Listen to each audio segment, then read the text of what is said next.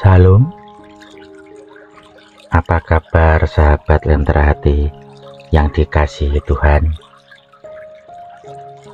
Kiranya berkat karunia yang dari Tuhan melimpah-limpah atas diri sahabat semua. Sahabat,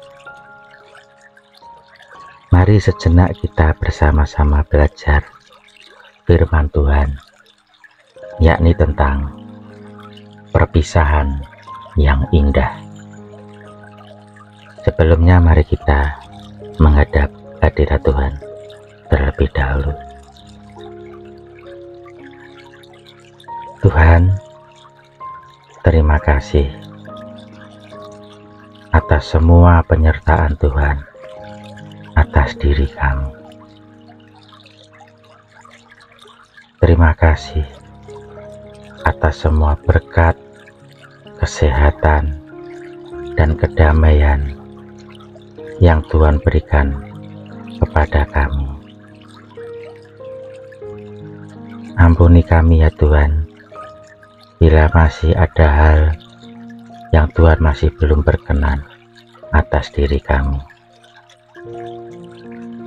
Pegang hati dan pikiran kami, agar kami semakin bertumbuh selaras dengan apa yang Tuhan kehendaki atas hidup kami. Sejenak kami akan belajar firman-Mu. Roh Kudus yang daripadamu menerangi hati dan pikiran kami, sehingga firman-Mu akan menjadi berkat dan pelita bagi hidup kami. Terima kasih ya Bapa. Doa ini hanya kami naikkan di dalam nama Putra-Mu yang tunggal, Tuhan kami, Yesus Kristus. Amin.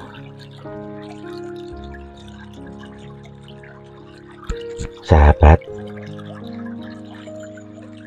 di dalam kitab Kisah Para Rasul pasal 20 ayat 17 sampai dengan 38 tertulis demikian ini. Perpisahan Paulus dengan para penatua jemaat Efesus. Karena itu ia menyuruh seorang dari Miletus ke Efesus dengan pesan supaya para penatua jemaat datang ke Miletus. Sesudah mereka datang, berkatalah ia kepada mereka, "Kamu tahu bagaimana aku hidup di antara kamu sejak hari pertama aku tiba di Asia ini. Dengan segala rendah hati aku melayani Tuhan. Dalam pelayanan itu, aku banyak mencucurkan air mata dan banyak mengalami pencobaan dari pihak orang Yahudi yang mau membunuh aku. Sungguh pun demikian, aku tidak pernah melalaikan apa yang berguna bagi kamu.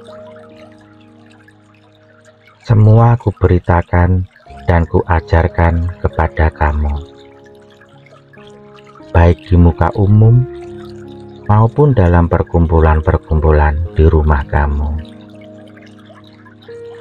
Aku senantiasa bersaksi kepada orang-orang Yahudi dan orang-orang Yunani, supaya mereka bertobat kepada Allah dan percaya kepada Tuhan kita Yesus Kristus.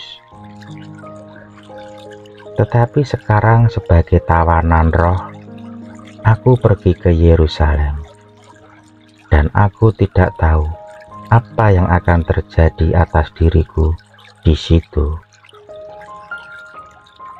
Selain daripada yang dinyatakan Roh Kudus dari kota ke kota kepadaku, bahwa penjara dan sengsara menunggu aku. Tetapi aku tidak menghiraukan nyawaku sedikit pun. Asal saja aku dapat mencapai garis akhir dan menyelesaikan pelayanan yang ditugaskan oleh Tuhan Yesus kepadaku untuk memberi kesaksian tentang Injil kasih karunia Allah. Dan sekarang aku tahu bahwa kamu tidak akan melihat mukaku lagi.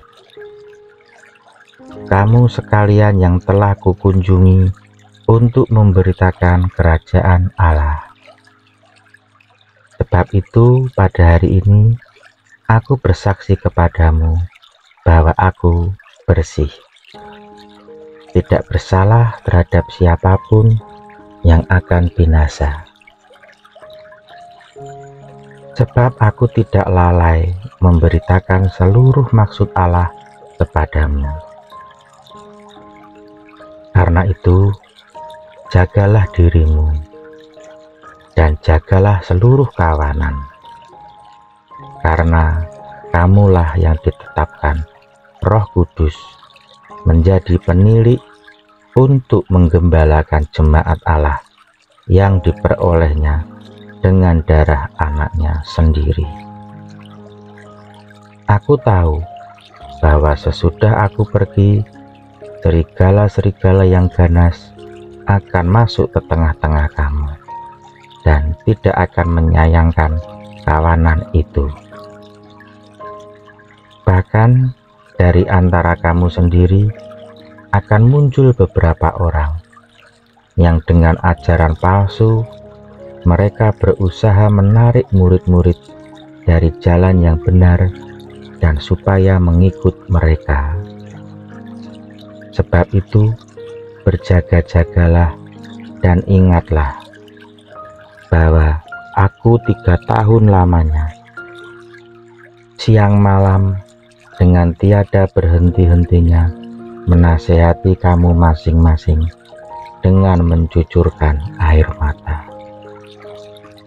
Dan sekarang aku menyerahkan kamu kepada Tuhan dan kepada firman kasih karunia-Nya yang berkuasa membangun kamu dan menganugerahkan kepada kamu bagian yang ditentukan bagi semua orang yang telah dikuduskannya.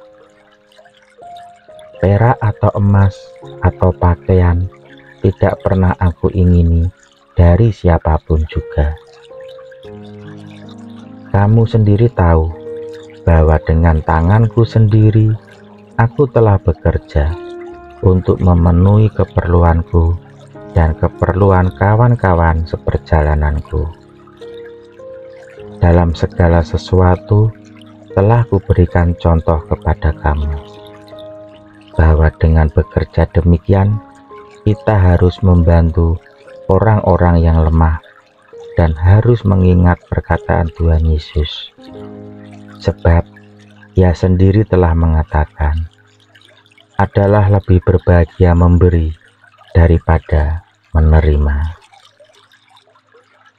Sesudah mengucapkan kata-kata itu, Paulus berlutut dan berdoa bersama-sama dengan mereka semua.